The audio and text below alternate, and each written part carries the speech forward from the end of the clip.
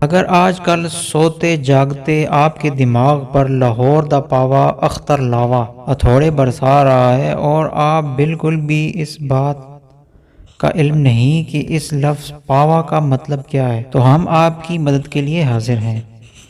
ہم نے کراچی کے ایک لڑکے حمزہ خان کو ٹاسک دیا کہ وہ اپنے لاہوری دوستوں سے رابطہ کرے اور ان سے پوچھے کہ بھائی اس پاوے کا آخر مطلب کیا ہے۔ تو حمزہ کے تجسس کی تسکین کے لیے جو جواب ملے وہ آپ کے لیے پیش ہیں۔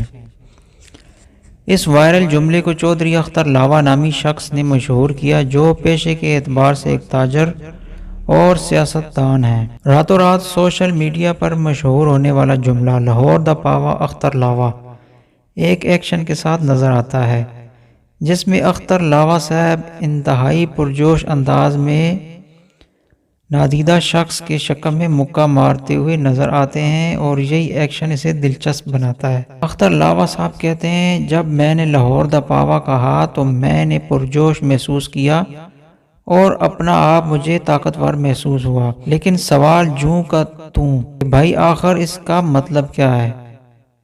رکو ذرا، صبر کرو، حکم کی نہیں، ابھی بتاتے ہیں۔ لاہور دا پاوا اختر لاوا کا عام ترجمہ لاہور کا ستون اختر لاوا ہے۔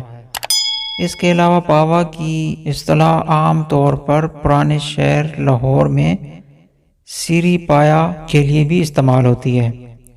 مذکورہ دونوں پکوانوں کو ناشتے کا شاہی مینو سمجھا جاتا ہے۔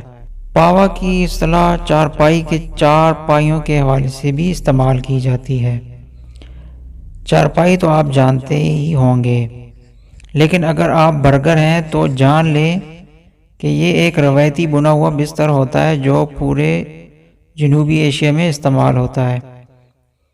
کرسی کی چار ٹانگوں کو بھی مقامی زبان میں پائے کہا جاتا ہے۔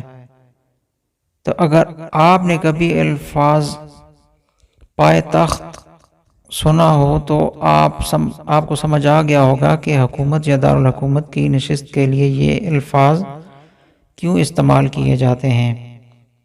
لفظ پائے تخت اردو، فارسی اور ترکی میں یہی معنی رکھتا ہے۔ اب آپ ظاہر سمجھ گئے ہوں گے کہ اختر لاوا اس لفظ کو ستون کے معنی میں استعمال کر رہے ہیں، ایک ایسا ستون جو لاہور شہر کو سہارا دیتا ہے۔